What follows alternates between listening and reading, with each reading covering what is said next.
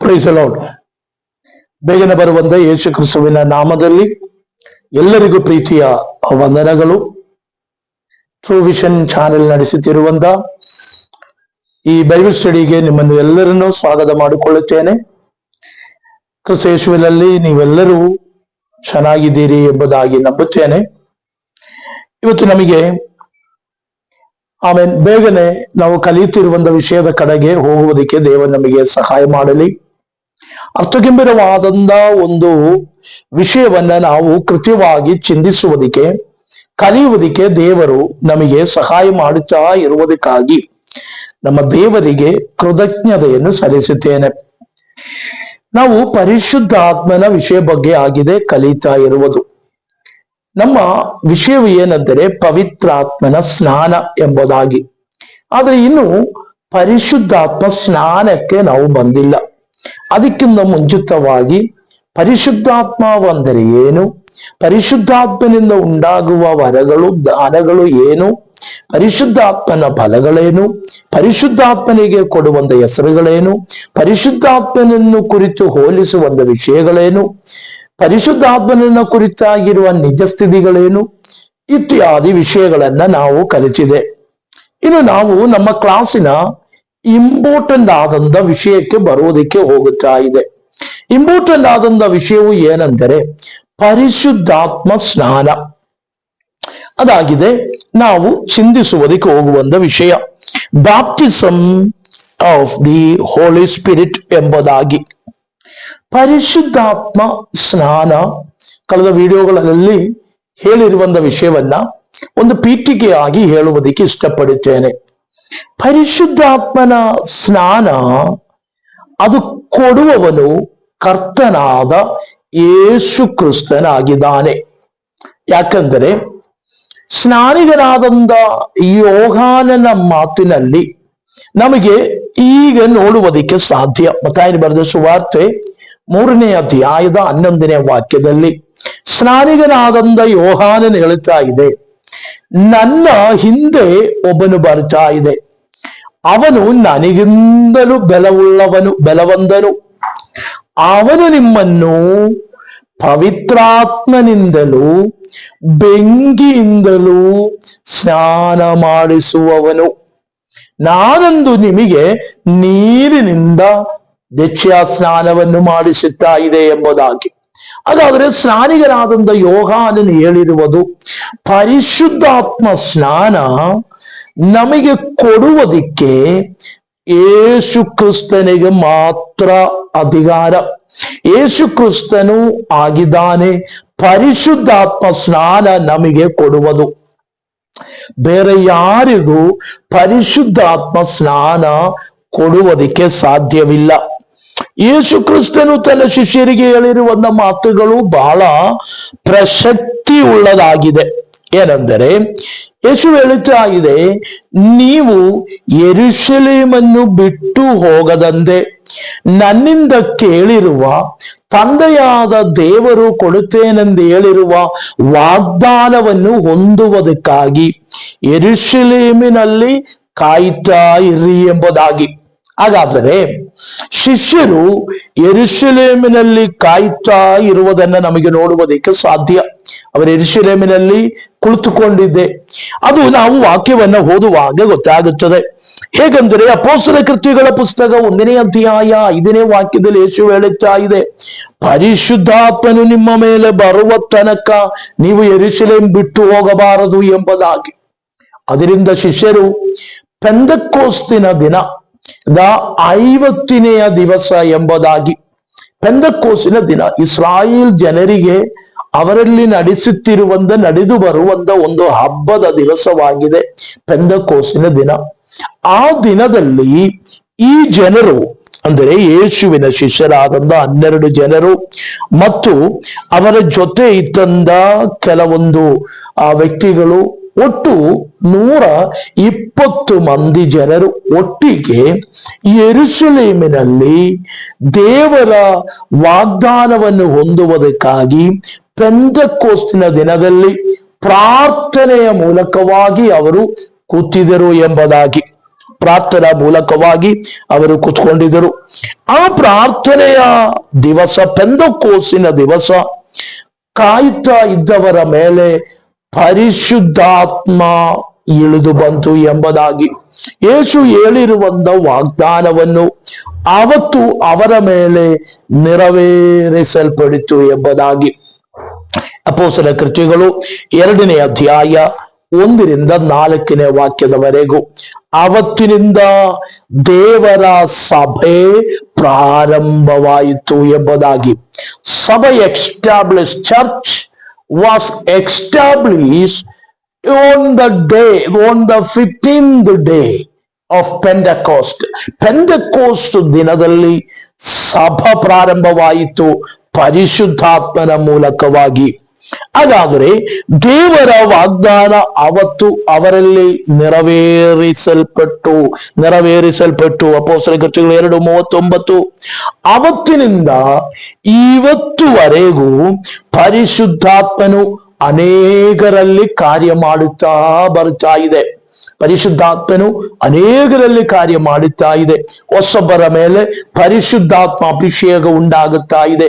ಹೊಸೊಬ್ಬರ ಮೇಲೆ ಪರಿಶುದ್ಧಾತ್ಮನ ಸ್ನಾನ ಉಂಟಾಗುತ್ತಾ ಇದೆ.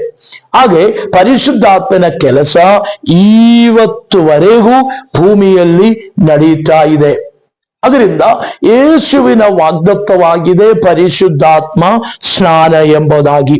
ಪ್ರಿಯರೇ, ಪರಿಶುದ್ಧಾತ್ಮ ಸ್ನಾನ ಹೊಂದಿರುವಂತ ಕೆಲವರ ಈ ಹೆಸರುಗಳನ್ನ ಕೂಡ ಹೇಳಿ ನಾವು ಮುಂದೆ ಹೋಗುವುದಕ್ಕಾಗಿ ಇಷ್ಟಪಡುತ್ತೇನೆ. ಒಂದನೇದಾಗಿ ಪರಿಶುದ್ಧಾತ್ಮ ಸ್ನಾನವನ್ನು ಹೊಂದಿರುವಂತ ಒಂದು ಗುಂಪು ಜನವಾಗಿದೆ ಸಮರ್ಯದಲ್ಲಿರುವಂತ ಜನರು. ಅಪೊಸ್ತಲರ ಕೃತ್ಯಗಳು 8ನೇ ಅಧ್ಯಾಯ 14ನೇ ವಾಕ್ಯದಿಂದ 17ನೇ ವಾಕ್ಯದವರೆಗೂ ನಾವು ಓದುವಾಗ, ಫಿಲಿಪ್ಪನ ಪ್ರಸಂಗದ ಮೂಲಕವಾಗಿ ಸಮರ್ಯದಲ್ಲಿರುವವರು ಪರಿಶುದ್ಧಾತ್ಮನಿಂದ ತುಂಬಲ್ಪಟ್ಟರು. ಅವರಿಗೆ ಪರಿಶುದ್ಧಾತ್ಮ ಸ್ನಾನ ಉಂಟಾಯಿತು ಎಂಬುದಾಗಿ. ಪವಿತ್ರಾತ್ಮ ಸ್ನಾನ ಅವತ್ತು ಅವರಿಗೆ ಉಂಟಾಯಿತು ಎಂಬುದಾಗಿ. 2ನೇ ವ್ಯಕ್ತಿಯಾಗಿದೆ ಕೊರ್ನೆಲಿಯೋನ ಮನೆಯಲ್ಲಿ ಕೊರ್ನೆಲಿಯೋಸ್ ಎಂಬುದಾಗಿರುವ ಶತಾಧಿಪನ ಮನೆಯಲ್ಲಿ ಇರುವಂತವರು. ಕೊರ್ನೆಲಿಯೋಸಿನ ಮನೆಯು ಕೊರ್ನೆಲಿಯೋಸನು ಪರಿಶುದ್ಧಾತ್ಮ ಸ್ನಾನ ಹೊಂದಿದನು. ಅಪೊಸ್ತಲರ ಕೃತ್ಯಗಳು 10ನೇ ಅಧ್ಯಾಯ 44ನೇ ವಾಕ್ಯ. ಪೇತ್ರನ ಪ್ರಸಂಗದ ಮೂಲಕವಾಗಿ, ಪೇತ್ರನು ವಚನವನ್ನು ಮಾತನಾಡಿರುವುದರ ಮೂಲಕವಾಗಿ ಕೊರ್ನೆಲಿಯೋಸಿನ ಮೇಲೆಯೂ ಪರಿಶುದ್ಧಾತ್ಮ ಸ್ನಾನ ಉಂಟಾಯಿತು. 3ನೇದಾಗಿ ಎಫೆಸೋಸಲ್ಲಿರುವಂತ ಜನರು ಪರಿಶುದ್ಧಾತ್ಮ ಸ್ನಾನ ಹೊಂದಿದರು. ಅಪೊಸ್ತಲರ ಕೃತ್ಯಗಳು 18ನೇ ಅಧ್ಯಾಯ 1ರಿಂದ 7 ಇರುವಂತ ವಾಕ್ಯಗಳು. ಅಂದಿನಿಂದ ಇವತ್ತುವರೆಗೂ ಪರಿಶುದ್ಧಾತ್ಮ ಸ್ನಾನ ಭೂಮಿಯಲ್ಲಿ ನಡೆಯುತ್ತಾ ಇದ್ದೇನೆ. ಆದರೆ ಪರಿಶುದ್ಧಾತ್ಮ ಸ್ನಾನದಲ್ಲಿ ಭರವಸವಿಲ್ಲದೆ ವಿಶ್ವಾಸವಿಲ್ಲದೆ ಇರುವಂತ ಕ್ರೈಸ್ತರು ಕೂಡ ನಮ್ಮೊಳಗಡೆ ಉಂಟು ಎಂಬುದಾಗಿರುವುದು ಸತ್ಯವಾಗಿದೆ. ಅವರ ವಿಶ್ವಾಸವು ಫೇತ್ ಬೇರೆಯಾಗಿದೆ. ಪರಿಶುದ್ಧಾತ್ಮ ಸ್ನಾನವು ಪ್ರತ್ಯೇಕ ಹೊಂದಬೇಕಾದಂತ ಅವಶ್ಯಕತೆ ಇಲ್ಲ ಅಂತ ಹೇಳಿ ಜೀವಿಸುವಂತವರಿದ್ದಾರೆ. ಒಂದು ವಿಷಯ ಹೇಳುತ್ತೇನೆ ಪ್ರಿಯರೇ, ಈ ಲೋಕದಲ್ಲಿ ಪರಿಶುದ್ಧಾತ್ಮ ಸ್ನಾನ ಹೊಂದದಂತೆ ಇದ್ದರೆ ಯಥಾರ್ಥವಾದಂತ ಕ್ರೈಸ್ತರ ಜೀವಿತವನ್ನ ನಡೆಸುವುದಕ್ಕಾಗುವುದೇ ಇಲ್ಲ. ಸೊ ಯೇಸು ಹೇಳಿರುವಂತ, ಯೇಸು ಕಲಿಸಿರುವಂತ ಯೇಸುವಿನ ಸಭೆ ಅಂಗವಾಗುವುದಕ್ಕೆ ನೀರಿನಿಂದ ಮುಳುಗಿ ದೇಶ ಸ್ನಾನವಾಗಬೇಕು, ಪರಿಶುದ್ಧಾತ್ಮ ಸ್ನಾನವೂ ಆಗಬೇಕು. ಪವಿತ್ರಾತ್ಮನ ಸ್ನಾನ ಹೊಂದದಂತೆ ಇರುವವನು ಯೇಸುವಿನ ಸಭೆಯ ಅಂಗವಲ್ಲ ಎಂದು ಕೃತ್ಯವಾಗಿ ವಚನ ನಮಗೆ ಹೇಳುತ್ತಾ ಇದೆ. ನಾವು ಮತ್ತು ಏನಾದರೂ ಸಭೆಗಳ ಅಂಗವಾಗಿರಬಹುದು. ಕೆಲವರು ಹೇಳುತ್ತದೆ ನೀರಿನಿಂದ ಮುಳುಗಿ ದೇಶ ಸ್ನಾನ ಹೊಂದಿದೆ ಸಾಕು, ಅದು ಮಾತ್ರ ಸಾಕು, ಸಭೆಗೆ ಸೇರಬಹುದು ಎಂಬುದಾಗಿ. ಲೋಕಲ್ ಚರ್ಚ್ನಲ್ಲಿ ಒಂದು ವೇಳೆ ನೀರಿನಲ್ಲಿ ಮುಳುಗಿ ದೇಶ ಸ್ನಾನ ಹೊಂದಿ ಸೇರಬಹುದು. ಆದರೆ ದೇವರ ಸಭೆ ಎಂಬುದಾಗಿರುವ ಯೂನಿವರ್ಸಲ್ ಚರ್ಚ್ನಲ್ಲಿ ಒಬ್ಬ ವ್ಯಕ್ತಿ ಸೇರಬೇಕೆಂದರೆ ಅವನು ಅಪೊಸ್ತಲರ ಮೂಲಕ ಕಲಿಸಿರುವಂತ ದೇಶ ಸ್ನಾನವು, ಯೇಸು ಅಸ್ತಿವಾರವನ್ನಿಟ್ಟು ತೋರಿಸಿರುವಂತ ದೇಶ ಸ್ನಾನವನ್ನು ಹೊಂದಿ, ಅದಕ್ಕೆ ವಿಶ್ವಾಸ ಸ್ನಾನ ಎಂಬುದಾಗಿ ಹೇಳುತ್ತೇವೆ. ಆ ವಿಶ್ವಾಸ ಸ್ನಾನವನ್ನು ಹೊಂದಿ, ಪವಿತ್ರಾತ್ಮನ ಸ್ನಾನವನ್ನು ಹೊಂದಿ ಜೀವಿತವನ್ನು ನಡೆಸುವವನಿಗೆ ಮಾತ್ರವೇ ಯೇಸು ಕ್ರಿಸ್ತುವಿನ ಸಭೆಯ ಅಂಗವಾಗುವುದಕ್ಕೆ ಸಾಧ್ಯ. ಸೊ ಹಾಗಾದರೆ ನಾವು ಪರಿಶುದ್ಧಾತ್ಮ ಸ್ನಾನವನ್ನು ಹೊಂದುವುದಕ್ಕೆ ಆಮೇಲೆ ಸ್ತೋತ್ರ ಸಿದ್ಧರಾಗಬೇಕು. ನನ್ನ ಅಭಿಲಾಷೆಯು ಏನೆಂದರೆ, ಕ್ರೈಸ್ತರಾದಂತ ನಾವೆಲ್ಲ ಆತ್ಮ ಸ್ನಾನ ಹೊಂದಬೇಕು. ಆತ್ಮ ಸ್ನಾನವು ಎಲ್ಲರಿಗೂ ಕೊಡುವುದಕ್ಕೆ ದೇವರು ಬಯಸುವುದು. ಆದರೆ ಅದು ಹೊಂದಿಕೊಳ್ಳುವುದಕ್ಕೆ ಕೆಲವೊಂದು ನಿಯಮ ನಿಷ್ಠತೆಗಳನ್ನ ಅವಶ್ಯಕತೆಯುಂಟು ಎಂಬುದಾಗಿ ವಚನ ನಮಗೆ ತಿಳಿಸುತ್ತಾ ಇದೆ. ಸೊ ಹಾಗಾದರೆ ಮುಂದೆ ಆ ಕಾರ್ಯಗಳನ್ನ ಕೂಡ ನಮಗೆ ಕಲಿತುಕೊಂಡು ಪವಿತ್ರಾತ್ಮನ ವಿಷಯ ಬಗ್ಗೆ ಇರುವಂತಹ ವಿಷಯ ನಮಗೆ ಇಲ್ಲಿಗೆ ನಿಲ್ಲಿಸೋಣ. ಸೊ ನಾವು ಇವತ್ತು ಚಿಂತಿಸುವುದಕ್ಕೆ ಹೋಗುವಂಥದ್ದು ದ ಹೋಲಿ ಸ್ಪಿರಿಟ್ ಬ್ಯಾಪ್ಟಿಸಮ್. ಅದು ಕೊಡುವುದು, ಅದರ ಸ್ನಾನ ಸೇವೆಯನ್ನ ಮಾಡುವಂತವನು ಯೇಸು ಕ್ರಿಸ್ತನಾಗಿದ್ದಾನೆ, ಯಾವ ಸಭಾಪಾಸ್ತ್ರಗಳು ಅಲ್ಲ ಎಂಬುದಾಗಿ ನಿಮಗೆ ತಿಳಿಸಿದ್ದೇನೆ. ಸೊ ಹಾಗಾದರೆ what is the holy spirit baptism? ಪವಿತ್ರಾತ್ಮ ಸ್ನಾನ ಅಂದರೆ ಏನು? ಏನಾಗಿದೆ? ಪರಿಶುದ್ಧಾತ್ಮ ಸ್ನಾನ. ಸೊ ಈ ಸ್ನಾನವು ದೇಶ ಸ್ನಾನ ಏನೆಂದು ನಾವು ಕಲಿತಿದ್ದೇವೆ. ಹಾಗಾದರೆ ಪರಿಶುದ್ಧಾತ್ಮ ಸ್ನಾನವೇನು? ಏನಾಗಿದೆ ಪರಿಶುದ್ಧಾತ್ಮ ಸ್ನಾನ? What is the baptism? What is the holy spirit baptism? ಪವಿತ್ರಾತ್ಮ ಸ್ನಾನವು ಅಂದರೆ ಏನು? ಒಂದನೇದಾಗಿ ಪವಿತ್ರಾತ್ಮ ಸ್ನಾನವು ಅಂದರೆ ಏನೆಂದರೆ, ಅಪೊಸ್ತಲ ಕೃತ್ಯಗಳು 19ನೇ ಅಧ್ಯಾಯ 2-7 ಇರುವ ವಾಕ್ಯಗಳನ್ನು ನಾವು ಓದುವಾಗ ಅಲ್ಲಿ ನಮಗೆ ಪವಿತ್ರಾತ್ಮ ಸ್ನಾನವೆಂದರೆ ಏನು ಎಂಬುದಾಗಿ ಗೊತ್ತಾಗುವುದಕ್ಕೆ ಸಾಧ್ಯ. ಏನೆಂದರೆ, ದೇವರ ಮಕ್ಕಳಾಗುವುದಕ್ಕಾಗಿ ಪವಿತ್ರಾತ್ಮ ಸ್ನಾನ ಅವಶ್ಯಕತೆ ಉಂಟು ಎಂಬುದಾಗಿ. ದೇವರ ಮಕ್ಕಳಾಗುವುದಕ್ಕೆ ಪವಿತ್ರಾತ್ಮ ಸ್ನಾನವನ್ನ ನಮಗೆ ಅವಶ್ಯಕತೆಯುಂಟು ಎಂಬುದಾಗಿ. ಆ ಒಂದು ಪೊಸಿಷನ್ಗೆ ಬರುವುದಕ್ಕೆ ದೇವರ ಪ್ರಿಯ ಮಕ್ಕಳು ಎಂಬುದಾಗಿ, ದೇವರ ಪ್ರಿಯ ಮಕ್ಕಳಾಗುವುದಕ್ಕೆ ಪವಿತ್ರಾತ್ಮ ಸ್ನಾನ ನಮಗೆ ಅವಶ್ಯಕತೆ ಉಂಟು. ಹಾಗಾದರೆ ಪವಿತ್ರಾತ್ಮ ಸ್ನಾನವೆಂದರೆ ಏನು ಎಂಬುದಾಗಿ ನಾವು ಚಿಂತಿಸುತ್ತಾ ಇದೆ. ಆ ಪರಿಶುದ್ಧಾತ್ಮ ಸ್ನಾನವು ಏನೆಂದರೆ, ಒಂದನೇದಾಗಿ ದೇವರ ಮಕ್ಕಳಾಗುವುದಕ್ಕೆ ಆ ಒಂದು ಪದವಿಗೆ, ಆ ಒಂದು ಪೊಸಿಷನ್ಗೆ ಬರುವುದಕ್ಕೆ ನಾವು ಆತ್ಮ ಸ್ನಾನವನ್ನು ಹೊಂದಬೇಕು. ಪರಿಶುದ್ಧಾತ್ಮ ಸ್ನಾನ ಹೊಂದಿದವರು ಮಾತ್ರವೇ ದೇವರ ಪ್ರಿಯ ಮಕ್ಕಳಾಗುವುದಕ್ಕೆ ಸಾಧ್ಯ. ಅಪೊಸ್ತಲ ಕೃತ್ಯಗಳು 19ನೇ ಅಧ್ಯಾಯ 2-8 ಇರುವಂತ ವಾಕ್ಯಗಳಾಗಿದೆ. ಎರಡನೇದು, ನಾವು ನಮ್ಮ ಕೈ ವಶದಲ್ಲಿ ಇರಬೇಕಾದಂತ, ಇಲ್ಲ ನಾವು ಹತೋಟಿಯಲ್ಲಿ ಇಟ್ಟುಕೊಳ್ಳಬೇಕಾದ ದೈವಿಕ ವಾಗ್ದತ್ತವಾಗಿದೆ ಪರಿಶುದ್ಧಾತ್ಮ ಸ್ನಾನ. ನಾವು ಹೊಂದಿಕೊಳ್ಳಬೇಕಾಗಿರುವುದು, ನಮ್ಮ ಕೈಯಲ್ಲಿ ಇಟ್ಟುಕೊಳ್ಳಬೇಕಾಗಿರುವುದು, ನಾವು ಅನುಭವಿಸಬೇಕಾದಂತ ದೇವರ ವಾಗ್ದತ್ತವಾಗಿದೆ ಪರಿಶುದ್ಧಾತ್ಮ ಸ್ನಾನ. ಅಪೊಸ್ತಲ ಕೃತ್ಯಗಳು 1ನೇ ಅಧ್ಯಾಯ 14ನೇ ವಾಕ್ಯವು, 2ನೇ ಅಧ್ಯಾಯ 39ನೇ ವಾಕ್ಯವು. ಈ 2 ವಾಕ್ಯಗಳು ಕೂಡ ನೋಡುವಾಗ ವಾಗ್ದತ್ತ ನಮಿಗೂ ನಮ್ಮ ಮಕ್ಕಳಿಗೂ ಇರುವುದಾಗಿದೆ. ಇದು ದೇವರ ವಾಗ್ದತ್ತವಾಗಿದೆ, ನಾವು ಅನುಭವಿಸಬೇಕಾದಂತ ವಾಗ್ದತ್ತವಾಗಿದೆ ಪರಿಶುದ್ಧಾತ್ಮ ಸ್ನಾನ.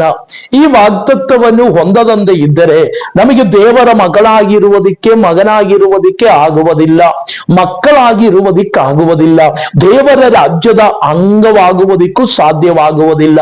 ಸೊ ಅದರಿಂದ ವಾಗ್ದತ್ತಗಳನ್ನು ಹೊಂದುವುದಾಗಿದೆ ಪರಿಶುದ್ಧಾತ್ಮ ಸ್ನಾನ. ಮೂರನೇದಾಗಿ, ನಾವು ಅನುಸರಿಸಬೇಕಾದಂತ ಆಮೇಲೆ ಅನೇಕ ಆಜ್ಞೆಗಳನ್ನ ನಾವು ಅಂಗೀಕರಿಸಬೇಕಾದಂತ ಆಜ್ಞೆಗಳನ್ನ ಅಪೊಸ್ತಲರ ಕೃತ್ಯಗಳು 1ನೇ ಅಧ್ಯಾಯ 4ನೇ ವಾಕ್ಯ, ಎಫೆಸಕ್ಕೆ ಬರೆದ ಪತ್ರಿಕೆ 5ನೇ ಅಧ್ಯಾಯ 12ನೇ ವಾಕ್ಯ, ಆಮೇಲೆ ಅನುಸರಿಸಬೇಕಾದಂತ ಆಜ್ಞಾ ವಿಧಿಗಳು ಅಪೊಸ್ತಲರ ಕೃತ್ಯಗಳು 5ನೇ ಅಧ್ಯಾಯ 32ನೇ ವಾಕ್ಯಗಳು. ಹಾಗಾದರೆ ಆಮೇಲೆ ನಾವು ಅನುಸರಿಸಬೇಕಾಗಿರುವಂತ ಪಾಲಿಸಬೇಕಾಗಿರುವಂತ ಆಜ್ಞೆಗಳಾಗಿದೆ ಪರಿಶುದ್ಧಾತ್ಮ ಸ್ನಾನ. ಪರಿಶುದ್ಧಾತ್ಮ ಸ್ನಾನ ನಾವು ಪಾಲಿಸಬೇಕಾದಂತ ಆಜ್ಞೆಯಾಗಿದೆ, ಮಾಡಬೇಕಾದಂತ ಅನುಭವಿಸಬೇಕಾದಂತ ಆಜ್ಞೆಯಾಗಿದೆ ಪರಿಶುದ್ಧಾತ್ಮ ಸ್ನಾನ. ಈ ಆಜ್ಞೆ ಆಮೇಲೆ ದೇಶೀಯ ಸ್ನಾನವು ಕೂಡ ಯೇಸು ಕ್ರಿಸ್ತುವಿನ ಆಜ್ಞೆಯಾಗಿದೆ. ಪರಿಶುದ್ಧಾತ್ಮ ಸ್ನಾನವು ಯೇಸುವಿನ ಆಜ್ಞೆಯಾಗಿದೆ. ದೇಶೀಯ ಸ್ನಾನವು ಯೇಸುವಿನ ಆಜ್ಞೆಯಾಗಿ ಅನುಸರಿಸುವುದಾದರೆ ಪರಿಶುದ್ಧಾತ್ಮ ಸ್ನಾನವು ಯೇಸು ಕ್ರಿಸ್ತುವಿನ ಆಜ್ಞೆಯಾಗಿ ಅನುಸರಿಸಬೇಕಾಗಿರುವುದು. ಅದರಿಂದ ಪರಿಶುದ್ಧಾತ್ಮ ಸ್ನಾನವು ನಾವು ಅನುಭವಿಸಬೇಕಾಗಿರುವಂತ, ಅಂಗೀಕರಿಸಬೇಕಾಗಿರುವಂತ, ಆಮೇಲೆ ಹೊಂದಿಕೊಳ್ಳಬೇಕಾಗಿರುವಂತ ಸ್ನಾನವಾಗಿದೆ. ಅದು ದೈವಿಕ ಕಟ್ಟಳೆಯಾಗಿದೆ, ದೈವಿಕ ಆಜ್ಞೆಯಾಗಿದೆ ಪರಿಶುದ್ಧಾತ್ಮ ಸ್ನಾನ. ಆಮೇಲೆ ಮೂರನೇದು, ಆಮೇಲೆ ನಾಲ್ಕನೇದಾಗಿ ನಾವು ಹೊಂದಿಕೊಳ್ಳಬೇಕಾದಂತ ಸ್ವರ್ಗೀಯ ಶಕ್ತಿಯಾಗಿದೆ. ನಾವು ಹೊಂದಿಕೊಳ್ಳಬೇಕಾದಂತ ಪರಲೋಕದ ಶಕ್ತಿಯಾಗಿದೆ ಪರಿಶುದ್ಧಾತ್ಮ ಸ್ನಾನ. ಲೂಕನ ಬರೆದ ಸುವಾರ್ತೆ 24ನೇ ಅಧ್ಯಾಯ 49ನೇ ವಾಕ್ಯವು, ಅಪೊಸ್ತಲರ ಕೃತ್ಯಗಳು 1ನೇ ಅಧ್ಯಾಯ 8ನೇ ವಾಕ್ಯವು ದೇವರ ಸಭೆಗೆ ಕೊಟ್ಟಿರುವ ಅಸ್ತಿವಾರದ ಉಪದೇಶ ಕೂಡ ಆಗಿದೆ ಪರಿಶುದ್ಧಾತ್ಮ ಸ್ನಾನ. ಸೊ ನಿಮಗೆ ಅರ್ಥವಾಯಿತು ಎಂಬುದಾಗಿ ನಾನು ನಂಬುತ್ತೇನೆ. ನಾವು ಹೊಂದಿಕೊಳ್ಳಬೇಕಾದಂತ ಸ್ವರ್ಗೀಯ ಶಕ್ತಿಯಾಗಿದೆ ಪರಿಶುದ್ಧಾತ್ಮ ಸ್ನಾನ. ಮತ್ತು ದೇವರ ಸಭೆಗೆ ಅಪೊಸ್ತಲರುಗಳ ಮೂಲಕ ಕೊಡಲ್ಪಟ್ಟಂತ ಅಸ್ತಿವಾರದ ಉಪದೇಶದಲ್ಲಿ ಇತ್ತಿರುವಂತ ಒಂದು ಉಪದೇಶ ಕೂಡ ಆಗಿದೆ ಪರಿಶುದ್ಧಾತ್ಮ ಸ್ನಾನ. ಅದರಿಂದಲೇ ಪವಿತ್ರಾತ್ಮ ಸ್ನಾನ ಹೊಂದುವುದಕ್ಕೆ ದೇವರ ಸೇವಕರು ಸಭಾ ಆಮೇಲೆ ಸ್ತೋತ್ರ ಇಲ್ಲದಂತೆ, ವ್ಯತ್ಯಾಸವಿಲ್ಲದಂತೆ ಪ್ರಸಂಗದ ಮೂಲಕವಾಗಿಯೂ ಆಮೇಲೆ ಪರಿಶುದ್ಧಾತ್ಮನು ಮೂಲಕವಾಗಿಯೂ ಮತ್ತು ಇದರ ಆಮೇಲೆ ಆ ಮೀಡಿಯಾಗಳ ಮೂಲಕವಾಗಿ ಎಲ್ಲ ಸಭೆಗೆ ತಿಳಿಸುತ್ತಾ ಇದೆ, ಆತ್ಮ ಸ್ನಾನವನ್ನು ಹೊಂದಿರಿ, ಯೇಸು ಕ್ರಿಸ್ತುವಿನ ಬರೋಣವು ಹತ್ತಿರವಾಯಿತು. ಕ್ರಿಸ್ತನ ಬರೋಣವು ಹತ್ತಿರವಾಗಿರುವುದರಿಂದ ಪರಿಶುದ್ಧಾತ್ಮ ಸ್ನಾನವು ಹೊಂದಬೇಕಾಗಿದೆ ಎಂಬುದಾಗಿ. ಹಾಗಾದ್ರೆ ಆಮೇಲೆ 4 ಕಾರ್ಯಗಳನ್ನ ವಾಟ್ ಈಸ್ ದ ಬಾಪ್ಟಿಸಮ್, ಪರಿಶುದ್ಧಾತ್ಮ ಸ್ನಾನವಂದರೆ ಏನು ಎಂಬುದಾಗಿ ಇರುವಂತ ವಿಷಯದಲ್ಲಿ 4 ಕಾರ್ಯಗಳನ್ನ ನಿಮಗೆ ತಿಳಿಸಿದ್ದೇವೆ. ಆತ್ಮ ಅಭಿವೃದ್ಧಿಯನ್ನ ಹೊಂದಿಕೊಳ್ಳುವುದಕ್ಕಾಗಿದೆ, ಪರಿಶುದ್ಧಾತ್ಮನಿಂದ ತುಂಬಲ್ಪಡುವುದಕ್ಕೂ ಆಗಿದೆ ಪವಿತ್ರಾತ್ಮ ಸ್ನಾನ ಎಂಬುದಾಗಿ. ಅಪೊಸ್ತಲರ ಕೃತ್ಯಗಳು 9ನೇ ಅಧ್ಯಾಯ 31ನೇ ವಾಕ್ಯ, ಆತ್ಮ ಸ್ನಾನವಾಗಿರುವವರಿಗೆ ಆತ್ಮ ಅಭಿವೃದ್ಧಿ ಉಂಟಾಗಬೇಕು, ಆತ್ಮನಿಂದ ತುಂಬಲ್ಪಡುವಂತವರಾಗಬೇಕು. ಪರಿಶುದ್ಧಾತ್ಮನಿಂದ ತುಂಬಲ್ಪಡಬೇಕಂದರೆ ಪರಿಶುದ್ಧಾತ್ಮ ಸ್ನಾನ ಅವಶ್ಯಕತೆ ಉಂಟು ಎಂಬುದಾಗಿ. ಆಮೇಲೆ ಪವಿತ್ರ ಆತ್ಮನ ಸ್ನಾನದ ವಿಷಯ ಬಗ್ಗೆ ಏನಾಗಿದೆ ಆ ಸ್ನಾನ ಎಂದೇ ನಾವು ಚಿಂತಿಸಿದ್ದೇವೆ. ಸೊ ಇವತ್ತು ಆಮೇಲೆ ಸ್ತೋತ್ರ ಇವಾಗ ಆಮೇಲೆ ಆ ಆತ್ಮ ಸ್ನಾನವು ಏನಕ್ಕೆ ಎಂಬುದಾಗಿ ನಾವು ವಾಟ್ ಈಸ್ ದಿ ಆಮೇಲೆ ಹೋಲಿ ಸ್ಪಿರಿಟ್ ಬಾಪ್ಟಿಸಮ್ ಎಂಬುದಾಗಿರೋ ವಿಷಯವನ್ನ ನಾವು ಚಿಂತಿಸಿದ್ದೇವೆ. ಸೊ ಇವತ್ತು ಆಮೇಲೆ ಪರಿಶುದ್ಧಾತ್ಮ ಸ್ನಾನದ ಉಪದೇಶವು, ಪರಿಶುದ್ಧಾತ್ಮ ಸ್ನಾನದ ಉಪದೇಶ ಏನು ಎಂಬುದಾಗಿ, ಪವಿತ್ರಾತ್ಮ ಸ್ನಾನದ ಉದ್ದೇಶವು, ಉಪದೇಶವಲ್ಲ ಉದ್ದೇಶವು ಏನು ಎಂಬುದಾಗಿ, ಉದ್ದೇಶ ಏನಾಗಿದೆ, ಅದರ ಪರಿಶುದ್ಧಾತ್ಮ ಸ್ನಾನದಿಂದ ಬಯಸುವಂತ ಅದರ ಉದ್ದೇಶವೇನಾಗಿದೆ, ಸೊ ಅದು ಏನಾಗಿದೆ ಅದರ ಉದ್ದೇಶ ಎಂಬುದಾಗಿ ಸ್ವಲ್ಪ ಹೊತ್ತು ನಮಗೆ ನೋಡಿಕೊಳ್ಳುವುದಕ್ಕೆ ದೇವರು ನಮಗೆ ಸಹಾಯ ಮಾಡಿರಿ. ಒಂದನೇದಾಗಿ ಆಮೇಲೆ ಏನೆಂದರೆ ಒಂದಾಗುವುದಕ್ಕಾಗಿದೆ, ಒಂದು ಸೇರುವುದಕ್ಕಾಗಿದೆ ಪರಿಶುದ್ಧಾತ್ಮ ಸ್ನಾನದಿಂದ ಬಯಸುವಂತ ವಿಷಯ. ನಾನು ಅದನ್ನ ವ್ಯಕ್ತವಾಗಿ ಹೇಳುತ್ತೇನೆ. ಒಂದು, ಪರಿಶುದ್ಧಾತ್ಮ ಸ್ನಾನದ ಉದ್ದೇಶವು ಏನೆಂದರೆ, ಯೇಸು ಕ್ರಿಸ್ತನಲ್ಲಿ ನಾವೆಲ್ಲರೂ ಒಂದಾಗಿ ಇರಬೇಕು. ಹೇಗೆಂದರೆ, ಪೆಂದಕೋಸು ದಿವಸ ಪವಿತ್ರಾತ್ಮನ ಸ್ನಾನವನ್ನು ಹೊಂದಿರುವಂತ ದೇವ ಜನರು ಅಂದಿನಿಂದ ಕ್ರಿಸ್ತನ ಸಭೆಯನ್ನ ಪ್ರಾರಂಭವಾಯಿತು. ಸೊ ಪೆಂದಕೋಸಿನ ದಿನ ಪರಿಶುದ್ಧಾತ್ಮನು ಹೊಂದಿರುವುದರ ಮೂಲಕ ಯೇಸು ಕ್ರಿಸ್ತುವಿನ ಸಭೆ ಭೂಮಿಯಲ್ಲಿ ಪ್ರಾರಂಭವಾಗಿದೆ. ಅವತ್ತಿನಿಂದ ಆಮೇಲೆ ಕ್ರಿಸ್ತನ ಸಭೆ ಈ ಭೂಮಿಯಲ್ಲಿ ಎಕ್ಸ್ಟಾಬ್ಲಿಷ್ ಆಗಿದೆ. ಆ ಸಭೆ ಆಮೇಲೆ ಮುಂದೆ ನಡೆಸುವುದಕ್ಕೂ ಪರಿಶುದ್ಧಾತ್ಮನು ಅವಶ್ಯಕತೆ ಉಂಟು ಎಂಬುದಾಗಿ, ಸಭಾ ಎಂಬುದಾಗಿರುವ ಶರೀರದ ತಲೆ ಯೇಸು ಆಗಿದ್ದಾನೆ ಎಂಬುದಾಗಿ, ಸಭೆಯ ತಲೆ ಕರ್ತನಾದ ಯೇಸು ಕ್ರಿಸ್ತನಾಗಿದ್ದಾನೆ.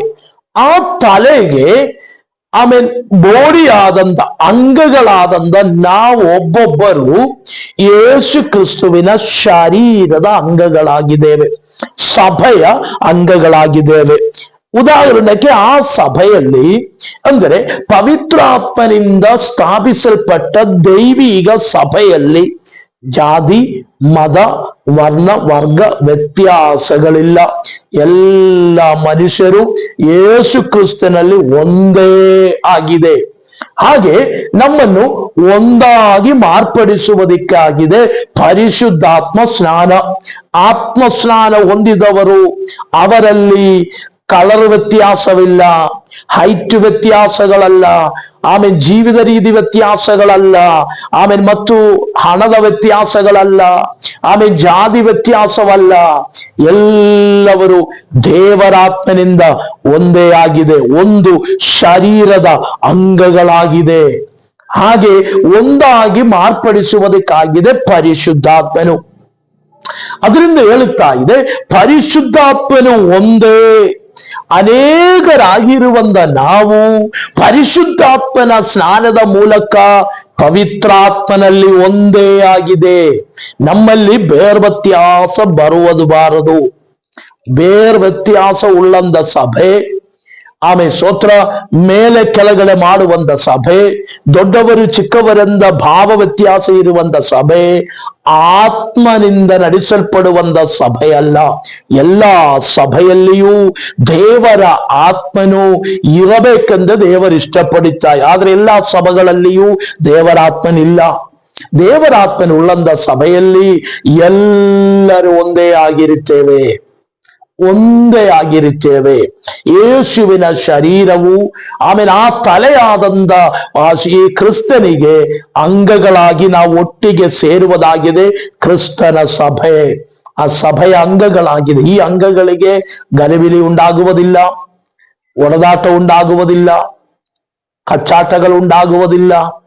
ಅವರೆಲ್ಲ ಒಂದೇ ಆಗಿರುತ್ತದೆ. ಒಂದಾಗಿದಂತೆ ಒಂದೇ ಆಗಿರುವುದಕ್ಕಾಗದೇ ಇರುವುದ ವಿಷಯ ನಮ್ಮಲ್ಲಿ ಬರುವುದಾದರೆ ಆತ್ಮ ಅವನಿಂದ ಮೀನ್ಸ್ ಪರಿಶುದ್ಧಾತ್ಮನು ಅವನಿಂದ ನಷ್ಟವಾಯಿತು ಅಂದ್ರೆ ಅದನ್ನ ಅರ್ಥ ತಿಳಿದುಕೊಳ್ಳರಿ. ಪರಿಶುದ್ಧಾತ್ಮನುಳ್ಳವನು ಸಭೆಯಲ್ಲಿ ಕಲಿಬಿಲಿ ಮಾಡಿ ಸಭಾ ಎರಡು ಭಾಗ ಮಾಡುವುದಿಲ್ಲ, ಸಭೆ ಒಳಗಡೆ ಒಡನಾಟ ಮಾಡುವುದಿಲ್ಲ, ಸಭೆ ಒಳಗಡೆ ಕಚ್ಚಾಟ ಮಾಡುವುದಿಲ್ಲ, ಜಗಳ ಮಾಡುವುದಿಲ್ಲ. ಸಹಿಸಿಕೊಳ್ಳುವವನು, ಕ್ಷಮಿಸಿಕೊಳ್ಳುವವನು, ಅರ್ಥ ಮಾಡಿಕೊಳ್ಳುವವನು ಆಗಿ ಒಬ್ಬರನ್ನೊಬ್ಬರು ಅರ್ಥ ಮಾಡಿಕೊಂಡು ಒಟ್ಟಿಗೆ ಸಭೆ ಮುಂದಕ್ಕೆ ಹೋಗುತ್ತದೆ. ಅದಾಗಿದೆ ಕ್ರಿಸ್ತನ ಸಭೆ ಎಂಬುದಾಗಿ. ಹಾಗಾದರೆ ಪರಿಶುದ್ಧಾತ್ಮನ ಸ್ನಾನವು ಅದರ ಉದ್ದೇಶವು ಸಭೆ ಒಂದಾಗಿರುವುದಕ್ಕಾಗಿದೆ. ಒಂದನೇದು ಒಂದಾಗಿರುವುದಕ್ಕೆ. ಭೂಲೋಕದ ಎಲ್ಲ ದೇವಜನರು ಯೇಸು ಕ್ರಿಸ್ತುವಿನ ಸಭೆಯ ಅಂಗಗಳಾಗಿದ್ದರೆ ಅವರು ಒಂದೇ ಆಗಿದೆ. ಆಮೇಲೆ ಎರಡನೇದಾಗಿ ನಾವು ನೋಡುವಾಗ ಶಕ್ತಿಯನ್ನು ಹೊಂದುವುದಕ್ಕಾಗಿ, ಸೇವೆಗಾಗಿ ಬಲಗೊಳ್ಳುವುದು ಎಂಬುದಾಗಿ. ಸೇವೆಯನ್ನು ಮಾಡುವುದಕ್ಕೆ ಬಲ ಹೊಂದಿಕೊಳ್ಳುವುದಾಗಿದೆ ಪರಿಶುದ್ಧಾತ್ಮ ಸ್ನಾನದಿಂದ ಉದ್ದೇಶ. ಯಾಕಂದರೆ ಸೇವೆ ಮಾಡಬೇಕಂದರೆ ಸ್ವಂತ ಬಲದಿಂದ ಆಗಲ್ಲ, ಸ್ವಂತ ಹಣದಿಂದ ಆಗಲ್ಲ, ಸ್ವಂತ ತಾಕತ್ತಿಂದ ಆಗಲ್ಲ. ನಮಗೆ ಶಕ್ತಿ ಬೇಕಾಗಿದೆ, ಸೇವೆಗೆ ಬಲ ಬೇಕಾಗಿದೆ.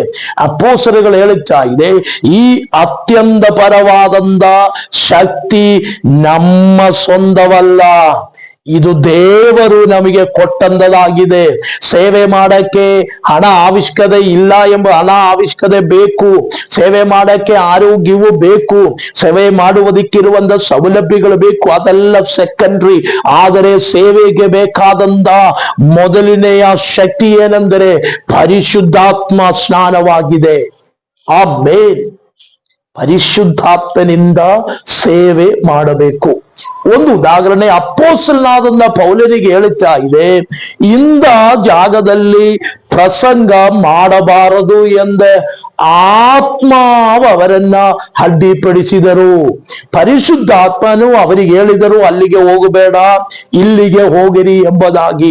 ಅದರ ಅರ್ಥ ಚೆನ್ನಾಗಿರುವ ದೇವರ ನಿಯಂತ್ರಣದಲ್ಲಿ ದೇವರಿಷ್ಟಪಡುವಂತ ಆತ್ಮೀಯ ಸೇವೆಯನ್ನು ನಾವು ಮಾಡುವುದಕ್ಕೆ ಪರಿಶುದ್ಧಾತ್ಮ ಶಕ್ತಿ ಬೇಕು.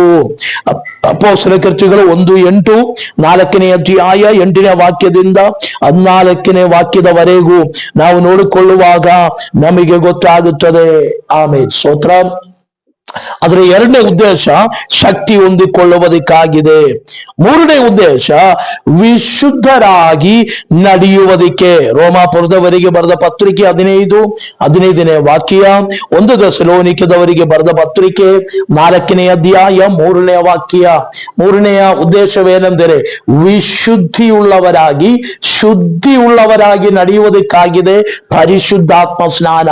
ಪರಿಶುದ್ಧಾತ್ಮ ಸ್ನಾನ ಹೊಂದಿದವರು ಶುದ್ಧಿ ಉಳ್ಳವರಾಗುತ್ತದೆ. ಅವರ ಶರೀರ ಶುದ್ಧಿ ಆಗುತ್ತದೆ, ಅವರ ಮನಸ್ಸು ಹೃದಯ ಶುದ್ಧಿ ಉಳ್ಳದಾಗುತ್ತೇವೆ. ಅವರು ಯಾವ ವಿಧವಾದಂತ ಪಾಪಗಳನ್ನ ಮಾಡುವುದಕ್ಕೆ ಇಷ್ಟಪಡುವುದಿಲ್ಲ. ಸೊ ಸಭೆಗೆ ಬರುವವರೆಲ್ಲ ಶುದ್ಧಿ ಉಳ್ಳವರು ಎಂದು ಹೇಳಿದರೆ ಎಲ್ಲರೂ ಶುದ್ಧಿ ಉಳ್ಳವರೇನು ಅಲ್ಲ. ಯಾಕಂದರೆ ಬೀಡಿ ಸೆಯುವವರು ಸಭೆ ಒಳಗಡೆ ಇದೆ, ಎಲೆ ಅಡಿಕೆ ಹಾಕುವವರು ಸಭೆ ಒಳಗಡೆ ಇದೆ, ಸಾರಾಯ ಕುಡಿಯುವವರು ಸಭೆ ಒಳಗಡೆ ಇದೆ, ಕೆಟ್ಟ ನಡತೆಗಳನ್ನ ನಡೆಸುವವರು ಸಭೆ ಒಳಗಡೆ ಇದೆ, ಸುಳ್ಳು ಹೇಳುವವರು ಸಭೆ ಒಳಗಡೆ ಇದೆ, ಮತ್ತು ಇದರವಾದಂತ ಪಾಪದ ಮಾರ್ಗಗಳಲ್ಲಿ ನಡೆಯುವವರು ಸಭೆ ಒಳಗಡೆ ಇದೆ. ಅದರಲ್ಲಿ ಕರ್ತನ ಮೇಜು ತಗೊಳ್ಳುವವರು ಇದ್ದಾರೆ. ಆದರೆ ಅವರೆಲ್ಲ ಯೇಸುವಿನ ಸಭೆಯ ಅಂಗವಲ್ಲ. ಸೊ ಪರಿಶುದ್ಧಿಯಲ್ಲಿ ನಡೆಯುವುದಕ್ಕೆ ಸಹಾಯ ಮಾಡುವಂತ ಆತ್ಮವಾಗಿದೆ ಪರಿಶುದ್ಧಾತ್ಮನು. ಪರಿಶುದ್ಧಾತ್ಮನ ಸ್ನಾನ ನಮ್ಮನ್ನು ವಿಶುದ್ಧಿಯಲ್ಲಿ ನಡೆಸುವುದಕ್ಕೆ. ಸೊ ದೇವರ ಚಿತ್ತವು ಏನೆಂದರೆ ನಿಮ್ಮ ಶುದ್ಧೀಕರಣವಾಗಿದೆ ಎಂದೇ ವಾಕ್ಯ ಹೇಳುತ್ತಾ ಇದೆ. ದೇವರ ಇಷ್ಟ ನಾವು ಶುದ್ಧೀಕರಣ ಹೊಂದುವವರಾಗಬೇಕು. ಹಾಗಾದರೆ ವಿಶುದ್ಧಿ ಉಳ್ಳವರಾಗಿ ನಡೆಯುವುದಕ್ಕಾಗಿದೆ ಪರಿಶುದ್ಧಾತ್ಮ ಸ್ನಾನದ ಉದ್ದೇಶ. ಒಬ್ಬನು ವಿಶುದ್ಧಿಯಲ್ಲಿ ನಡೆಯಬೇಕಂದರೆ ಆತ್ಮ ಸ್ನಾನ ಉಂಟಾಗಬೇಕು. ಆ ವಿಶುದ್ಧಿ ನಮ್ಮನ್ನು ನಡೆಸುವುದು ದೇವರ ಹತ್ತಿರಕ್ಕಾಗಿದೆ, ದೇವರ ಸಮ್ಮುಖಕ್ಕಾಗಿದೆ.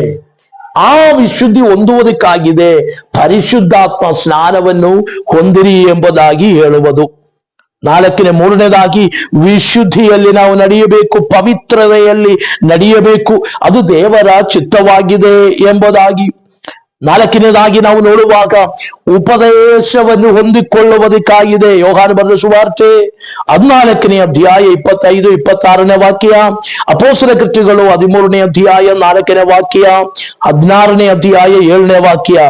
ಇದೆಲ್ಲ ನಾವು ಓದುವಾಗ ಉಪದೇಶವನ್ನು ಹೊಂದಿಕೊಳ್ಳುವುದಕ್ಕೆ, ದೈವಿಕ ವಚನದ ಉಪದೇಶವು ಅನುಸರಿಸದೇ ಇರುವಂತ ಸೇವಕರು, ಸಭಾವಿಶ್ವಾಸಿಗಳನ್ನ ನಮಗೆ ಸಭೆ ಒಳಗಡೆ ನೋಡುವುದಕ್ಕೆ ಸಾಧ್ಯ. ದೇವರ ವಚನ ಉಪದೇಶವನ್ನು ಅನುಸರಿಸುವುದಕ್ಕಾಗದಂತೆ. ಆಮೇಲೆ ಸ್ತೋತ್ರ. ಸಭೆ ಒಳಗಡೆ ಬಂದಿದೆ ಈಗಲೂ ಹಳೆಯ ಪಾರಂಪರ್ಯದ ವ್ಯವಸ್ಥೆಗಳನ್ನ, ಕರ್ಮ ಆಚಾರಗಳನ್ನ, ಕರ್ಮದ ಅನುಷ್ಠಾನಗಳನ್ನ ಆಮೇಲೆ ಸ್ತೋತ್ರ ಬಿಟ್ಟು ಬಿಡದಂತೆ ಅಪೊಸ್ತಲನಾದ ಪೌಲನು ಗಲಾತ್ಯ ಪತ್ರಿಕೆಯಲ್ಲಿ ಹೇಳುತ್ತಾ ಇದೆ. ಆಮೇಲೆ ಇನ್ನೂ ನೀವು ದಿವಸ ನೋಡುವುದು, ಅಮಾವಾಸ್ಯೆಯನ್ನ ಕಾಯುವುದು, ತಿಂಗಳುಗಳನ್ನ ನೋಡುವುದು, ಆಮೇಲೆ ಸ್ತೋತ್ರ ಆಮೇಲೆ ವಿಶುದ್ಧ ಪುಣ್ಯ ದಿವಸಗಳನ್ನ ಎದುರು ನೋಡಿಕೊಂಡಿರುವುದು, ಇದೆಲ್ಲ ಕಾಣುವಾಗ ನಾನ್ ನಿಮಗೋಸ್ಕರವಾಗಿ ಕಷ್ಟಪಟ್ಟಿರುವುದು ವ್ಯರ್ಥವೆಂದೇ ಅನಿಸಿಕೊಳ್ಳುತ್ತಾ ಇದೆ. ಕ್ರಿಸ್ತಿಯಾನಿಯಾಗಿ ಯೇಸುವಿನ ಮಾರ್ಗಕ್ಕೆ ಬಂದ ಮೇಲೇನು ಹಳೆಯ ನಡವಳಿಕೆಯ ಕ್ರಮಗಳು ಬಿಟ್ಟು ಹೋಗಲಿಲ್ಲ. ಚಟುವಟಿಕೆಗಳು, ಮುಹೂರ್ತ ನೋಡುವುದು, ದಿವಸ ನೋಡುವುದು, ದಿನಾಂಕ ನೋಡುವುದು, ಮದುವೆಗೆ ಬರುವಾಗ ಆಮೇಲೆ ನೋಡಿಕೊಳ್ಳುವಂತ ವಿಷಯಗಳು ಇತ್ಯಾದಿ, ಆಮೇಲೆ ಸ್ತೋತ್ರ ಸಂಪ್ರದಾಯಗಳನ್ನ ಮನುಷ್ಯನು ಬಿಟ್ಟು ಬಿಡುತ್ತಾ ಇಲ್ಲ. ಅದು ಸಂಪ್ರದಾಯಗಳನ್ನ ಬಿಟ್ಟು ಬಿಡಿರಿ ಎಂದೇ ವಚನ ಉಪದೇಶ ಹೇಳುತ್ತಾ ಇದೆ.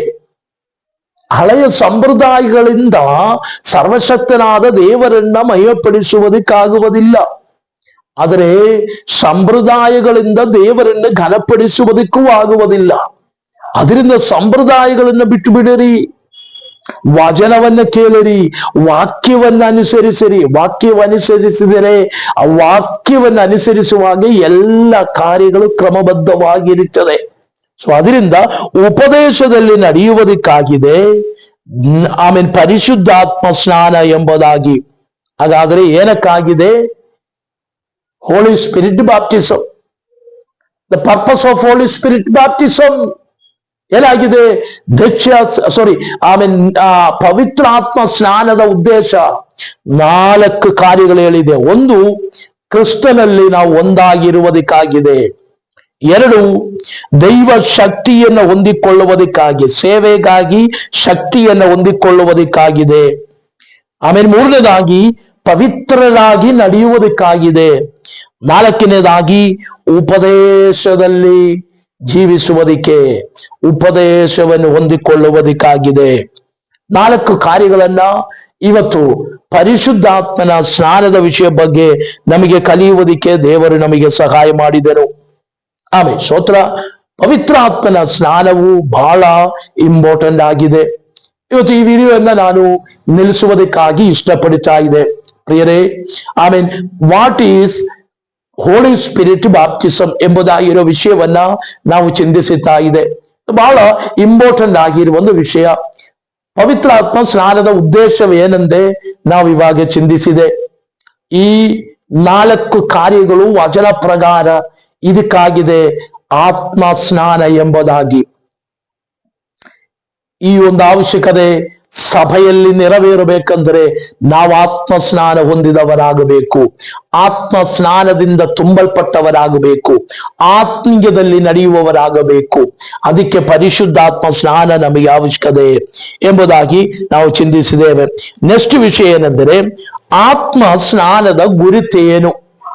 ಪವಿತ್ರ ಆತ್ಮ ಸ್ನಾನ ಹೊಂದಿದಂತೆ ಅದರ ಗುರುತು ಏನು? ಏನಾಗಿದೆ ಆತ್ಮ ಸ್ನಾನ ಹೊಂದಿದವನ ಗುರುತು? ಕೆಲವೊಂದು ಗುರುತುಗಳು ನಮಗೆ ನೋಡಿಕೊಳ್ಳುವುದಕ್ಕೆ ಸಾಧ್ಯ. ಅದು ಕೂಡ ಹೇಳಿ ವಿಡಿಯೋ ನಿಲ್ಲಿಸುವುದಕ್ಕಾಗಿ ಇಷ್ಟಪಡುತ್ತೇನೆ. ಕೆಲವೊಂದು ಗುರುತುಗಳು ಆತ್ಮ ಸ್ನಾನಕ್ಕೆ ಹೊಂದಿದವನನ್ನ ಕಂಡರೆ ಗೊತ್ತಾಗುತ್ತದೆ, ಅದಕ್ಕೊಂದು ಗುರುತು ಉಂಟಾಗುತ್ತದೆ. ಈ ಗುರುತು ಉಳ್ಳವನು ಆತ್ಮ ಸ್ನಾನ ಹೊಂದಿದವನು ಎಂಬುದಾಗಿ ನಮಗೆ ಅರಿಯುವುದಕ್ಕೆ ಸಾಧ್ಯ. 1, ಡಿಫರೆಂಟ್ ಟಂಗ್, ವಿವಿಧ ಭಾಷೆಗಳನ್ನ ಮಾತನಾಡುವಂಥದ್ದು ಎಂಬುದಾಗಿ. ಹೊಸ ಭಾಷೆಯಿಂದ ಮಾತನಾಡುವವನು ಆತ್ಮ ಸ್ನಾನ ಹೊಂದಿದವನು ಗುರುತಾಗಿದೆ. ಸೊ ಮಾರ್ಕನ ಬರೆದ ಸುವಾರ್ತೆ 16ನೇ ಅಧ್ಯಾಯ 17ನೇ ವಾಕ್ಯ, ಅಪೊಸ್ತಲ ಕೃತ್ಯಗಳು 2ನೇ ಅಧ್ಯಾಯ 4ನೇ ವಾಕ್ಯ, 8ನೇ ಅಧ್ಯಾಯ 18ನೇ ವಾಕ್ಯ, 19ನೇ ಅಧ್ಯಾಯ 16ನೇ ವಾಕ್ಯ, 1 ಕೊರಿಂಥದವರಿಗೆ ಬರೆದ ಪತ್ರಿಕೆ 14ನೇ ಅಧ್ಯಾಯ 18ನೇ ವಾಕ್ಯ. ಈ ವಾಕ್ಯಗಳನ್ನ ನಾವು ನೋಡುವಾಗ ಆತ್ಮ ಸ್ನಾನ ಹೊಂದಿದವರೆಲ್ಲ ಅನ್ಯ ಭಾಷೆಯಿಂದ ಮಾತನಾಡಿದರು. ಹಾಗಾದರೆ ಅನ್ಯ ಭಾಷೆಯಿಂದ ಮಾತನಾಡುವಂತ ವರವು ಆತ್ಮ ಸ್ನಾನ ಹೊಂದಿದವನಿಗೆ ಸಿಕ್ಕುವಂತದಾಗಿದೆ. ಆಮೇಲೆ ಸ್ತೋತ್ರ.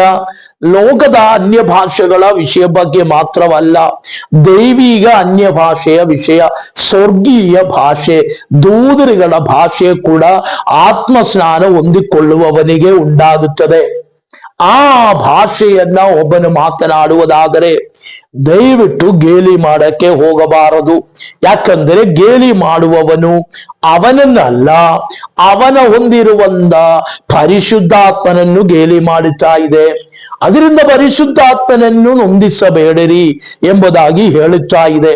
ಸೊ ಅದರಿಂದ ಆತ್ಮಸ್ನಾನ ಹೊಂದಿದವನು ಖಂಡಿತ ಪರಿಶುದ್ಧಾತ್ಮನಿಂದ ಉಂಟಾಗುವ ಭಾಷೆಗಳನ್ನ ಮಾತನಾಡುವುದು ಒಂದಿನೆಯ ಗುರುತಾಗಿದೆ.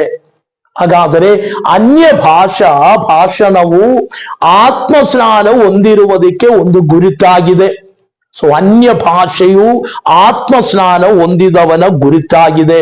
ಅವ ಸಭೆಯಲ್ಲಿಯೂ, ಪ್ರಸಂಗದಲ್ಲಾಗಲಿ, ಪ್ರಾರ್ಥನೆಯಲ್ಲಾಗಲಿ ಅಪೊಸ್ತಲನಾದ ಪೌಲನು ಹೇಳುತ್ತಾ ಇದೆ, ನೀವು ಮಾತನಾಡುವುದಕ್ಕಿಂತ ಹೆಚ್ಚಿನ ಸಮಯ ನಾನು ಅನ್ಯ ಭಾಷೆಗಳಲ್ಲಿ ಮಾತನಾಡುವವನು ಎಂಬುದಾಗಿ.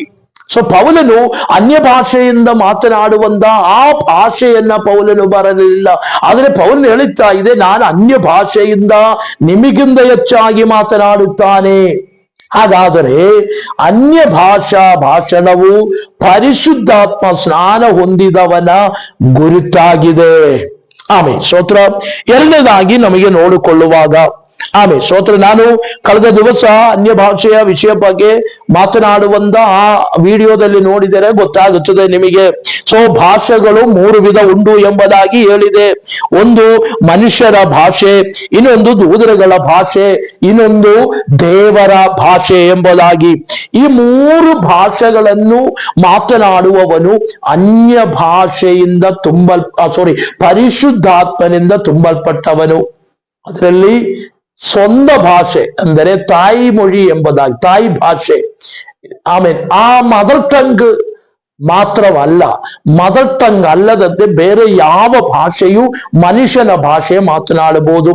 ದೂತರುಗಳ ಭಾಷೆಯು ಮಾತನಾಡುವುದಕ್ಕಾಗುತ್ತದೆ, ದೇವರ ಭಾಷೆಯು ಮಾತನಾಡಬಹುದು. ಈ ಯಾವ ಭಾಷೆಯಲ್ಲಿ ಮನುಷ್ಯನ ಭಾಷೆ ಮಾತನಾಡುವಾಗ ನಮಗೆ ಅರ್ಥವಾಗುತ್ತದೆ. ದೂತರ ಭಾಷೆಯು ದೇವರ ಭಾಷೆ ಮಾತನಾಡಿದರೆ ಅರ್ಥವಾಗುವುದಿಲ್ಲ. ಅದು ಮಾತನಾಡುವವನಿಗೂ ಅವನ ದೇವರಿಗೂ ಆಗಿ ಮಾತನಾಡುವಂತದಾಗಿರುವುದರಿಂದ ಅದರಲ್ಲಿ ಮೂರನೆಯ ಒಬ್ಬ ವ್ಯಕ್ತಿ ಇಂಟರ್ಫೇರ್ ಮಾಡುವಂತ ಅವಶ್ಯಕತೆ ಇಲ್ಲ. ಸೊ ಈ ಭಾಷೆಗಳನ್ನ ಮಾತನಾಡುವುದು ಅನ್ಯ ಭಾಷೆಗಳನ್ನ ಮಾತನಾಡುವುದು ಆತ್ಮಸ್ನಾನ ಹೊಂದಿರುವುದರ ಗುರುತಾಗಿದೆ. ಎರಡನೇದಾಗಿ anointing of the holy spirit, ಪವಿತ್ರ ಆತ್ಮನಿಂದ ಅಭಿಷೇಕ ಹೊಂದಿರುವಂತವನು. ಪವಿತ್ರಾತ್ಮನ ಅಭಿಷೇಕ ಎಂಬುದಾಗಿ, ಪವಿತ್ರಾತ್ಮನ ಅಭಿಷೇಕ ಎಂಬುದಾಗಿ. ಹಾಗಾದರೆ ಆತ್ಮಸ್ನಾನದ ಗುರುತು ಏನಂತೆ ನಾನು ನಿಮಗೆ ತಿಳಿಸಿದ್ದೇನೆ. ಮತ್ತು ಪರಿಶುದ್ಧಾತ್ಮನ ಅಭಿಷೇಕವೆಂದರೆ ಏನು ಎಂಬುದಾಗಿ ನಾವು ಡಿಸ್ಕಸ್ ಮಾಡಿಕೊಳ್ಳೋಣ. ಪರಿಶುದ್ಧಾತ್ಮನ ಅಭಿಷೇಕವು ಅದು ಒಂದು ವಿಷಯವಾಗಿ ನಮಗೆ ಚಿಂತಿಸುವುದಕ್ಕೆ ದೇವರು ನಮಗೆ ಸಹಾಯ ಮಾಡಲಿ. ಸೊ ಒಂದು ಸ್ಟಾರ್ಟಿಂಗ್ ಆಗಿ ಅದರ ಕೆಲವೊಂದು ಕಾರ್ಯಗಳನ್ನ ಹೇಳುವುದಕ್ಕಾಗಿ ಇಷ್ಟಪಡುತ್ತೇನೆ. ಒಂದನೇದಾಗಿ ಅಭಿಷೇಕವೆಂದರೆ ಏನು, ಇದು ಆಮೇಲೆ ಇಂಟ್ರೊಡಕ್ಷನ್ ಭಾಗವಾಗಿ ಪೀಠಿಕೆಯ ಭಾಗವಾಗಿ ನಾವು ಚಿಂತಿಸುವಾಗ ಆತನು ಅಭಿಷೇಕ ಮಾಡುವವನಾಗಿದ್ದಾನೆ. ಅಭಿಷಕ್ತನು ಯಾರಾಗಿದ್ದಾನೋ ಅವನ ಅಭಿಷೇಕ ಮಾಡುವುದಕ್ಕೂ ಶಕ್ತನಾಗಿದ್ದಾನೆ. ಅದು ಬೇರೆ ಯಾರಿವಲ್ಲ, ಕರ್ತನಾದ ಯೇಸು ಕ್ರಿಸ್ತನು.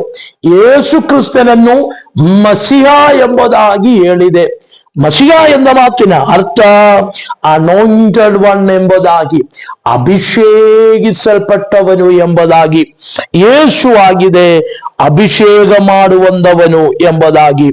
ಸೊ ಹಾಗಾದರೆ ಯೇಸು ಕ್ರಿಸ್ತನಾಗಿದೆ ಪರಿಶುದ್ಧಾತ್ಮನಿಂದ ನಮ್ಮನ್ನು ಅಭಿಷೇಕ ಮಾಡುವುದು. ಸ್ತೋತ್ರ. ಈ ಅಭಿಷೇಕ ಸ್ತೋತ್ರ ಆತ್ಮಸ್ನಾನವಲ್ಲ. ಆತ್ಮಸ್ನಾನ ಹೊಂದಿದವನಿಗೆ ಮಾತ್ರವೇ ಅಭಿಷೇಕ ಹೊಂದಿಕೊಳ್ಳುವುದಕ್ಕೆ ಸಾಧ್ಯ. ಆ ಒಂದು ಕಾರ್ಯ ಮಾತ್ರ ಹೇಳಿ ನಾವು ಇಲ್ಲಿಗೆ ನಿಲ್ಲಿಸೋಣ.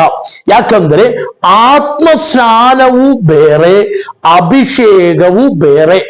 ಪವಿತ್ರಾತ್ಮನಿಂದ ಉಂಟಾಗುವ ಆತ್ಮ ಸ್ನಾನವು ಅದು ಏನು ಎಂಬುದಾಗಿಯೂ ಅದರ ಉದ್ದೇಶ ಏನು ಎಂಬುದಾಗಿಯೂ ನಾವು ಕಲಿತಿದ್ದೇವೆ. ಆತ್ಮ ಸ್ನಾನ ಹೊಂದಿದವನ ಗುರುತು ಏನೆಂದೇ ಕಲಿತಿದ್ದೇವೆ. ಆದರೆ ಪವಿತ್ರಾತ್ಮನ ಅಭಿಷೇಕವು ಬೇರೆ ವಿಷಯವಾಗಿದೆ. ಇದು ಕೊಳ್ಳುವುದು ಒಂದೇ ಆತ್ಮವಾಗಿದೆ, ಅದು ನಾವು ಮರೆಯಬಾರದು. ಆದರೆ ಅಭಿಷೇಕವೆಂದ ಪದವು ಹೊಸ ಒಡಂಬಡಿಕೆಯ ಪದವಾಗಿ ಮಾತ್ರವಲ್ಲ, ಹಳೆಯ ಒಡಂಬಡಿಕೆಯ ಪದವಾಗಿಯೇ ನಮಗೆ ನೋಡುವುದಕ್ಕೆ ಸಾಧ್ಯ. ಅಭಿಷೇಕ ಎಂಬುದಾಗಿರುವಂತ ಮಾತು, ಈ ಅಭಿಷೇಕವು ಏನೆಂದರೆ ಆತ್ಮ ಸ್ನಾನವು ಏನು ಎಂಬುದಾಗಿ ಅದು ಎಲ್ಲರೂ ಹೊಂದಿಕೊಳ್ಳಬೇಕಾಗಿರುವುದಾಗಿದೆ. ಆದರೆ ಅಭಿಷೇಕ ಎಲ್ಲರೂ ಹೊಂದಬೇಕಾದಂತ ಅವಶ್ಯಕತೆ ಇಲ್ಲ ಎಂಬುದಾಗಿ ನಾನು ಕಲಿಯುವಾಗ ನನಗೆ ಅರ್ಥವಾಗುತ್ತೆ. ಯಾಕಂದರೆ ಅಭಿಷೇಕವು ಪ್ರತ್ಯೇಕವಾದಂತ ಒಂದು ಕೆಲಸಕ್ಕಾಗಿ ಒಬ್ಬ ವ್ಯಕ್ತಿಯನ್ನ ಬೇರ್ಪಡಿಸುವುದಕ್ಕೆ ಉಪಯೋಗಿಸುವಂತ ಪದವಾಗಿದೆ ಅಭಿಷೇಕ. ಉದಾಹರಣೆಗೆ ಇಷಿಯಾಯಿಯ ಮನೆಯಲ್ಲಿ ದಾವೀದನನ್ನ ಹುಡುಕಿ ಸಮುವೇಲು ಬರುವಾಗ ಇಷಿಯಾಯಿನ ಮಕ್ಕಳ ಎಲ್ಲರನ್ನ, ದಾವೀದನನ್ನ ಬಿಟ್ಟು ಬಾಕಿ ಎಲ್ಲರನ್ನ ಒಬ್ಬೊಬ್ಬರಾಗಿ ಸಮುವೇಲಿನ ಮುಂದೆ ತೋರಿಸಿದಕ್ಕೂ ಸಮುವೇಲು ಅವರ ಯಾರನ್ನು ಆರಿಸಿಕೊಳ್ಳಲಿಲ್ಲ. ಸೊ ಕೊನೆಯದಾಗಿ ದಾವೀದನು ಆ ಮನೆಗೆ ಬರುವಾಗ ಸಮುವೇಲನು ಅವನ ಕೈಗೆ ಹಿಡಿದು ಹೊರಗಡೆ ಇರುವ ರೂಮಿಗೆ ತಗೊಂಡೋಗಿ ಅವನ ತಲೆ ಮೇಲೆ ಅಭಿಷೇಕದ ತೈಲವನ್ನು ಹಾಕಿ ಅವನಿಗೆ ಹೇಳುತ್ತಾ ಇದೆ, ದೇವರು ನಿನ್ನನ್ನು ಇಸ್ರಾಯೇಲಿನ ಅರಸನನ್ನಾಗಿ ಅಭಿಷೇಕ ಮಾಡಿದನು. ಆ ಅಭಿಷೇಕ ಹೊಂದುವಂತ ಸಮಯದವರೆಗೂ ದಾವೀದನು ಕುರುಬನಾಗಿದ್ದನು. ಕುರಿಗಳನ್ನ ಮೇಯಿಸುವವನಾಗಿ ನಿಂತಿದವನನ್ನ ಇಸ್ರಾಯೇಲ್ ಜನರ ಅರಸನನ್ನಾಗಿ ಅಭಿಷೇಕ ಮಾಡಿದನು. ಹಾಗಾದರೆ ಕುರುಬನ ಆ ಪೋಸ್ಟ್ ಬಿಟ್ಟು ಈಗ ಅರಸನ ಪೋಸ್ಟಿಗೆ ದಾವೀದನು ಬಂದು, ಹಾಗಾದರೆ ಒಂದು ವಿಷಯದಿಂದ ಮತ್ತೊಂದು ವಿಷಯವನ್ನು ಮಾತ್ರ ಮಾಡುವುದಕ್ಕೆ ಬೇರ್ಪಡಿಸುವಂತ ವಿಷಯಕ್ಕೆ ಅಭಿಷೇಕ ಎಂಬುದಾಗಿ ಹೇಳುವುದು. ಅದು ಅರಸನಾಗಿ ಅಭಿಷೇಕವಾಗಬಹುದು, ಯಾಜಕರಾಗಿ ಅಭಿಷೇಕವಾಗಬಹುದು. ಮತ್ತು ಹೊಸ ಒಡಂಬಡಿಕೆಯಲ್ಲಿ ನಾವು ಬರುವಾಗ ಪರಿಶುದ್ಧಾತ್ಮನ ಸ್ತೋತ್ರ ಆ ಎಣ್ಣೆ ಪರಿಶುದ್ಧಾತ್ಮನ ತೈಲದಿಂದ ಅಭಿಷೇಕವನ್ನು ಹೊಂದಿಕೊಳ್ಳುವುದು. ಸ್ತೋತ್ರ ಪವಿತ್ರಾತ್ಮನ ಕೆಲಸಗಳು ಪ್ರತ್ಯೇಕ ಕೆಲಸಗಳನ್ನ ಮಾಡುವುದಕ್ಕೆ. 1 ಶಾಮುವೇಲ ಪುಸ್ತಕ 14ನೇ ಅಧ್ಯಾಯ 13ನೇ ವಾಕ್ಯವನ್ನ ನಾನು ಹೇಳಿ ಆ ದಾವೀದನ ವಿಷಯವನ್ನ ನಿಮಗೆ ತಿಳಿಸಿದೆ. ಹಾಗಾದರೆ ಹೊಸ ಒಡಂಬಡಿಕೆಯಲ್ಲಿ ಪರಿಶುದ್ಧಾತ್ಮ ಸ್ನಾನ ಹೊಂದಿಕೊಂಡು ಪರಿಶುದ್ಧಾತ್ಮನ ಅಭಿಷೇಕವು ಏನಕ್ಕೆಂದರೆ ಪ್ರತ್ಯೇಕವಾದಂತ ಆತ್ಮ ಸೇವೆಯನ್ನ, ಪ್ರತ್ಯೇಕವಾದಂತ ದೈವಿಕ ಕೆಲಸವನ್ನು ಮಾಡುವುದಕ್ಕೆ ಬೇರ್ಪಡಿಸುವುದಕ್ಕೆ ಹೇಳುವಂತ ಹೆಸರಾಗಿದೆ ಆತ್ಮ ಸ್ನಾನ ಎಂಬುದಾಗಿ. ಉದಾಹರಣೆ, ಪ್ರವಾದನೆಯಾಗಿ ಒಬ್ಬನನ್ನ ದೇವರು ಸಭೆಯಿಂದ ಬೇರ್ಪಡಿಸಿದರೆ ಅವನ ಡ್ಯೂಟಿ ಪ್ರವಾದನೆ ಮಾಡುವುದಕ್ಕಾಗಿರುತ್ತದೆ. ರೋಗಿಗಳನ್ನ ಸೌಖ್ಯ ಮಾಡುವುದಕ್ಕಾಗಿ ಮಾತ್ರ ಒಬ್ಬನನ್ನ ದೇವರು ಬೇರ್ಪಡಿಸಿದರೆ ಅವನ ಕೆಲಸ ರೋಗಿಗಳನ್ನ ಸೌಖ್ಯ ಮಾಡುವುದಾಗಿದೆ. ಮಹತ್ ಕಾರ್ಯಗಳನ್ನ ಮಾಡುವುದಕ್ಕಾಗಿ ದೇವರೊಬ್ಬರನ್ನ ಬೇರ್ಪಡಿಸಿದರೆ ಅವನ ಕೆಲಸ ಮಹತ್ ಕಾರ್ಯಗಳನ್ನ ಮಾಡುವುದಕ್ಕಾಗಿದೆ. ಸಭಾ ಪಾಸ್ಟರ್ನಾಗಿ ಒಬ್ಬನನ್ನ ದೇವರು ಮಾರ್ಪಡಿಸಿದರೆ, ಅಭಿಷೇಕ ಮಾಡಿದರೆ ಅವನು ಸಭಾ ಪಾಸ್ಟರ್ ಆಗಿಯೇ ಸೇವೆ ಮಾಡಬೇಕು. ಈ ತರ ಸೇವೆಗಳನ್ನ ಮಾಡುವುದಕ್ಕಾಗಿ ಬೇರ್ಪಡಿಸುವುದಕ್ಕೆ ಹೇಳುವಂತ ಹೆಸರಾಗಿದೆ ಅಭಿಷೇಕ ಎಂಬುದಾಗಿ. ಪರಿಶುದ್ಧಾತ್ಮ ಅಭಿಷೇಕ. ಹಾಗಾದರೆ 9 ವಿಧವಾದಂತ ವರಗಳು, 9 ವಿಧವಾದಂತ ವರಗಳನ್ನ ಮಾಡುವುದಕ್ಕೂ ಅಭಿಷೇಕ ಅವಶ್ಯಕತೆಯುಂಟು. ಪರಿಶುದ್ಧಾತ್ಮ ಸ್ನಾನ ಅಭಿಷೇಕ ಹೊಂದುವುದಕ್ಕೆ ಮುಖ್ಯವಾಗಿ ಬೇಕಾಗಿದೆ. ಪವಿತ್ರಾತ್ಮ ಸ್ನಾನದ ಗುರುತು ಅನ್ಯ ಭಾಷೆಯಾಗಿದ್ದರೆ ಅನ್ಯ ಭಾಷಣವು ಎಲ್ಲರಿಗೂ ಹೊಂದುವುದಕ್ಕೆ ಸಾಧ್ಯ. ಸಭೆಯಲ್ಲಿರುವಂತ ವಿಶ್ವಾಸಿಗಳು, ಪಾಸ್ಟರ್ಗಳು ಎಲ್ಲರೂ ಆತ್ಮ ಸ್ನಾನ ಹೊಂದುವಂತ ಎಲ್ಲರಿಗೂ ಅನ್ಯ ಭಾಷಣ ಉಂಟಾಗುತ್ತದೆ.